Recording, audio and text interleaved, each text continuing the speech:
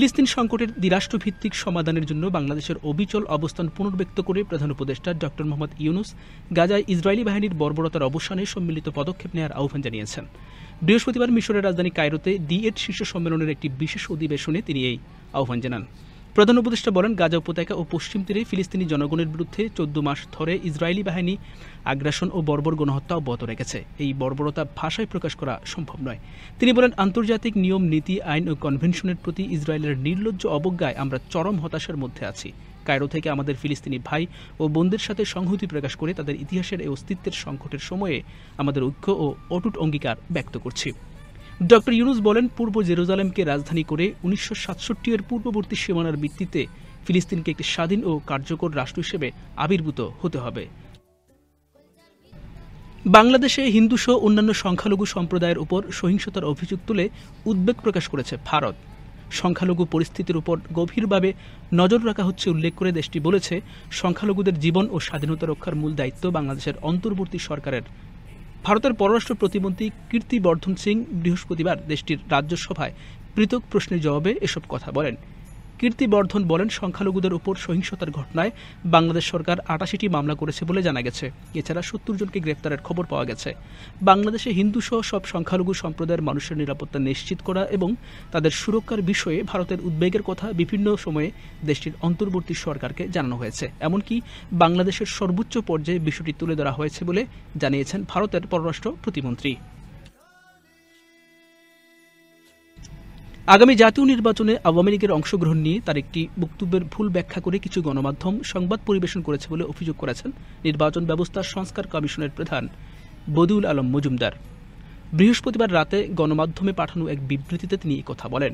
বিবৃতিতে বদিউল আলম মজুমদার বলেন, আমি বলেছি আমাদের কমিশন সুষ্ঠু, নিরপেক্ষ ও অংশগ্রহণমূলক নির্বাচনের লক্ষ্যে প্রয়োজনীয় নির্বাচনী আইনকানুন ও বিধিবিধান সংস্কারের প্রস্তাব করবে। আমি আরও বলেছি, ভবিষ্যতে আইনকানুন মেনে প্রস্তুত হয়ে নির্বাচনে যারা অংশগ্রহণ করতে পারবে তাদের ব্যাপারে আমি কোনো বাধা দেখছি না। বিবৃতিতে আরও বলা হয়, শেখ হাসিনা সহ অনেক আওয়ামী লীগ নেতার বিরুদ্ধে হত্যা মামলা করা হয়েছে। আওয়ামী লীগের নির্বাচন কার্যক্রম নির্ভর করবে এসব মামলা সুরাহার ওপর। কিন্তু কিছু গণমাধ্যম আমার বক্তব্যের ভুল ব্যাখ্যা দিয়ে সংবাদ পরিবেশন করছে, যা অনাকাঙ্ক্ষিত। আমি মনে করি এ ধরনের অপপ্রচার শহীদ আবু সাঈদ ও শহীদ মুগ্ধের রক্তকে অস্বীকার করার শামিল। সামাজিক যোগাযোগ মাধ্যমে ওঠা দুর্নীতির অভিযোগ নিয়ে মুখ খুলেছেন বৈষম্য বিরোধী ছাত্র আন্দোলনের আহ্বায়ক হাসনাত আব্দুল্লাহ। বৃহস্পতিবার রাতে নিজের ভেরিফাইড ফেসবুক আইডিতে দেয় এক পোস্টে এ বিষয়ে ওপেন চ্যালেঞ্জ জানিয়েছেন তিনি। পোস্টে হাসনাত আব্দুল্লাহ লিখেছেন, কিছু ব্যক্তি সামাজিক যোগাযোগ মাধ্যমে আমার বিরুদ্ধে নিয়োগ, বাণিজ্য, পদায়ন, বদলি এবং নানাবিধ আর্থিক দুর্নীতির কথিত অভিযোগ তুলছেন।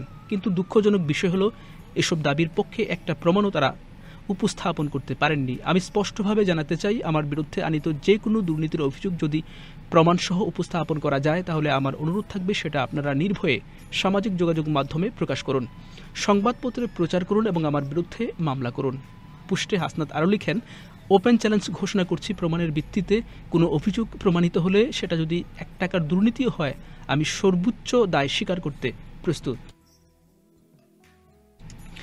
টঙ্গীর ইজতেমা মাঠে সংঘর্ষ ও নিহত হওয়ার ঘটনায় মাওলানা সাদ কান্ধলবির অনুসারীদের বিরুদ্ধে মামলা করা হয়েছে। বৃহস্পতিবার রাত 10টার দিকে টঙ্গী পশ্চিম থানায় মামলাটি দায়ের করেন মাওলানা জুবাইরের অনুসারী SM আলম হোসেন নামের এক ব্যক্তি। আলম হোসেন কিশোরগঞ্জ সদর উপজেলার বাসিন্দা। মামলায় 29 জনের নাম উল্লেখ সহ অজ্ঞাত পরিচয়ে কয়েকশো জনকে আসামি করা হয়েছে। আসামিদের মধ্যে উল্লেখযোগ্য কয়েকজন হলেন সাদ অনুসারীদের প্রধান মুরব্বী সৈয়দ ওয়াসিফুল ইসলাম, তার ছেলে ওসামা ইসলাম আনু, আবদুল্লাহ মনসুর, কাজী এরতেজা হাসান ও মুয়াজ বিন নূর। প্রতি বছরের মতো চলতি বছরও বর্ষসেরা দেশ নির্বাচন করেছে প্রভাবশালী ব্রিটিশ সাময়িকী দ্য ইকোনমিস্ট।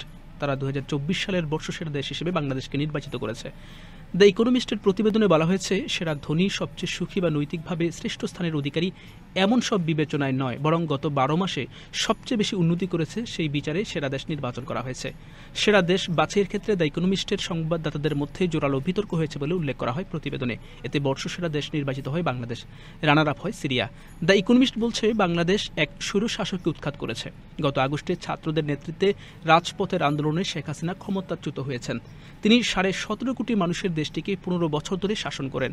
তিনি দেশটির স্বাধীনতার একজন নায়কের কন্যা, একসময় দ্রুত অর্থনৈতিক প্রবৃদ্ধির নেতৃত্ব দিয়েছেন শেখ হাসিনা, কিন্তু পরে দমন-পীড়ন শুরু করেন, নির্বাচনে জালিয়াতি করেন, বিরোধীদের কারাগারে ভরেন এবং আইনশৃঙ্খলা রক্ষাকারী বাহিনীকে বিক্ষোভকারীদের উপর গুলি চালানোর নির্দেশ দেন। তার আমলে বিরাট অঙ্কের অর্থ আত্মসাৎ করা হয়েছে।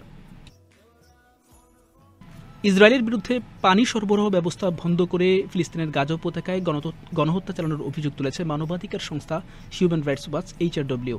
বৃহস্পতিবার এক প্রতিবেদনে এই অভিযোগ তোলা হয়। HRWর প্রতিবেদনে বলা হয়েছে 2023 সালের অক্টোবর থেকে চলতি বছরের সেপ্টেম্বর পর্যন্ত সময়ে ইসরায়েল কর্তৃপক্ষ গাজায় জরুরি পরিস্থিতিতে টিকে থাকতে প্রয়োজনীয় ন্যূনতম পরিমাণ পানিও সরবরাহ করতে দেয়নি। শুধু এ কারণেই উপত্যকাটির হাজার হাজার মানুষ মারা গেছে, ছড়িয়ে পড়েছে নানা ধরনের রোগ।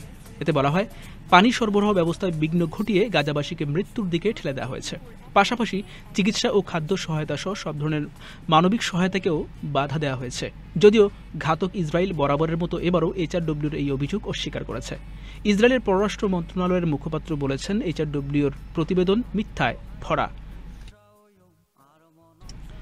এদিকে ইসরায়েলের সঙ্গে কূটনৈতিক সম্পর্ক স্থাপনের জন্য যে কোনো চুক্তির অংশ হিসেবে ফিলিস্তিন রাষ্ট্রের স্বীকৃতি চায় সৌদি আরব।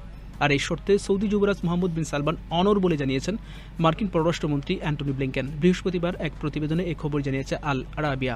ব্লিংকেন বলেছেন, সৌদি ইসরায়েল সম্পর্ক স্বাভাবিককরণ মধ্যপ্রাচ্যে দীর্ঘমেয়াদী স্থিতিশীলতার চাবিকাঠি, যা ইসরায়েলের নিরাপত্তা নিশ্চিত করবে। এর জন্য প্রথমে গাজায় যুদ্ধবিরতি জরুরি, এরপর এই অঞ্চলের দীর্ঘমেয়াদী স্থিতিশীলতার দিকে মনোযোগ দেওয়া দরকার, যার মধ্যে ইসরায়েলের নিরাপত্তাও অন্তর্ভুক্ত থাকবে। যুক্তরাষ্ট্রের নবনির্বাচিত প্রেসিডেন্ট ডোনাল্ড ট্রাম্প সমর্থিত একটি রাষ্ট্রীয় অর্থ বিল মার্কিন কংগ্রেসের নিম্নকক্ষ প্রতিনিধি পরিষদে পাশ হতে ব্যর্থ হয়েছে। কেন্দ্রীয় সরকারকে অর্থায়নের জন্য বৃহস্পতিবার মার্কিন প্রতিনিধি পরিষদে আনা এই বিলের বিরুদ্ধে বেশ কয়েকজন রিপাবলিকান আইন প্রণেতা ভোট দিয়েছেন। এর মধ্য দিয়ে তারা বিলটি পাশে ট্রাম্পের আহ্বান উপেক্ষা করলেন। বিলটি পাশ হতে ব্যর্থ হওয়ায় আগামীকাল শনিবার থেকে দেশটির কেন্দ্রীয় সংস্থাগুলোর কার্যক্রম আংশিকভাবে বন্ধ হয়ে যাওয়ার আশঙ্কা দেখা দিয়েছে, যা শাটডাউন নামে পরিচিত। শাটডাউন হলে কেন্দ্রীয় সরকারের উপর নির্ভরশীল নানা কর্মসূচি মারাত্মকভাবে ব্যাহত হবে। সরকারের বিভিন্ন বিভাগে অচলাবস্থার সৃষ্টি হবে। রাষ্ট্রীয় অর্থ বিলটির উপর ভোট ট্রাম্পের রিপাবলিকান পার্টির মধ্যে সুস্পষ্টভাবে একটি ফাটল তৈরি করেছে। আগামী বছরের জানুয়ারিতে ট্রাম্প দ্বিতীয় দফায় হোয়াইট হাউসের দায়িত্ব নেবেন। এই জানুয়ারিতে দুই কক্ষ বিশিষ্ট মার্কিন কংগ্রেসের পূর্ণ নিয়ন্ত্রণ নেবেন রিপাবলিকানরা। তা সত্ত্বেও রিপাবলিকান পার্টির মধ্যকার ফাটল আগামী বছর আবার দেখা দিতে পারে।